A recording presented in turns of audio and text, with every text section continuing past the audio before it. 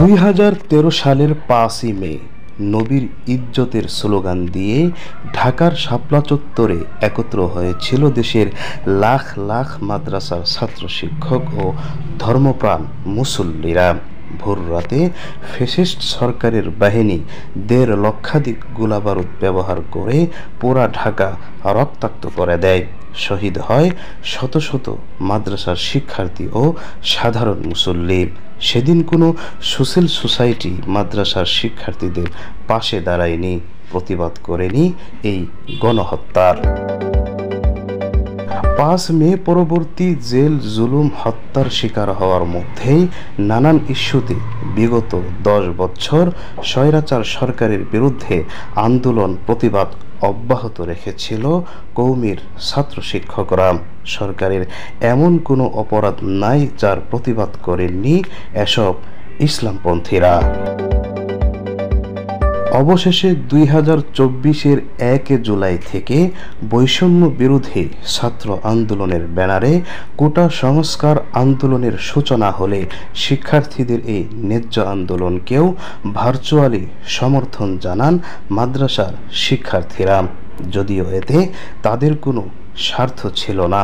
সাধারণ ছাত্ররা যখন মাঠে, তখন সামাজিক যোগাযোগ মাধ্যমকে উত্তপ্ত করে রেখেছিল মাদ্রাসার ছাত্ররা, কারণ তখন তাদের মাঠে নামাটা কল্যাণকর ছিল না।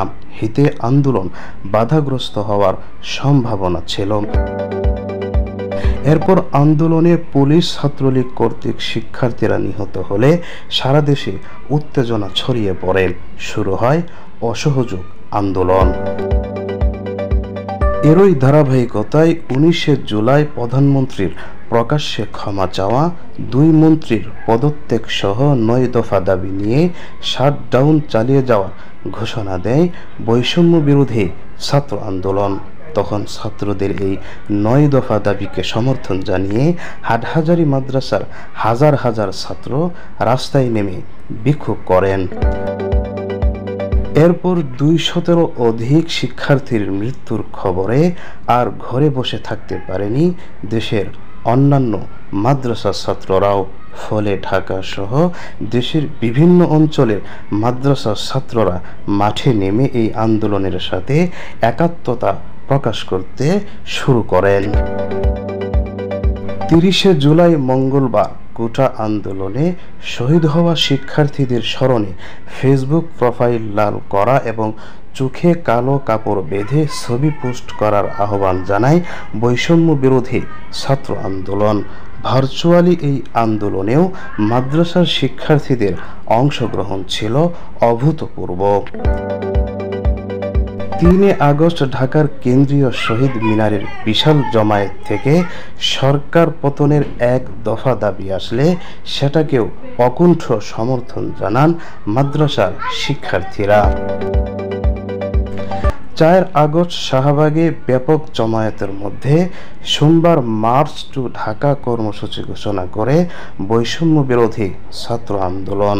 আর এই কর্মসূচিতে সংহতি জানান হেফাজতে ইসলাম সহ অন্যান্য ইসলামিক দল।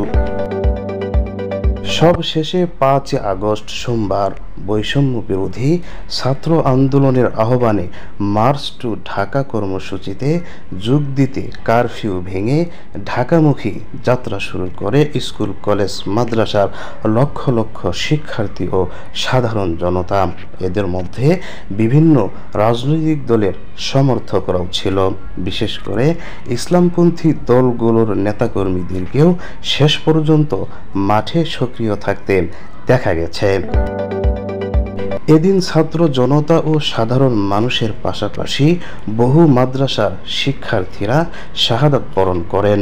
প্রাথমিক অনুসন্ধানে জানা গেছে 24-এর এই গণ অভ্যুত্থানে 14 জন হাফেজ আলেম সহ মোট 74 জন মাদ্রাসার শিক্ষার্থী শহীদ হয়েছেন, আর আহতদের সংখ্যা অগণিত। জানা যায় ঢাকার যাত্রাবাড়ি মাদ্রাসার শুধু দাওরায়ে হাদিস ক্লাসেরই 213 জন শিক্ষার্থী আহত হয়েছেন। অবশেষে হাজারো শহীদের বিনিময়ে ছাত্র জনতার নেতৃত্বে দেশ পুনর্স্বাধীনতা অর্জন করে পতন হয় স্বৈরাচার সরকারের। আরও অভূতপূর্ব বিষয় হলো বিজয়ের পরেও মাঠ ছাড়েনি মাদ্রাসার ছাত্ররা। গণঅভ্যুত্থানকে প্রশ্নবিদ্ধ করার চেষ্টা রুখতে মন্দির ও বিভিন্ন উপাসনালয় পাহারা দিয়ে অসাম্প্রদায়িকতার এক বিরল দৃষ্টান্ত পেশ করেছে তারা। এবং প্রশাসনের অনুপস্থিতিতে দেশের বিভিন্ন জায়গায় ট্রাফিক নিয়ন্ত্রণ করতেও দেখা গেছে এসব মাদ্রাসার ছাত্র শিক্ষকদেরকে।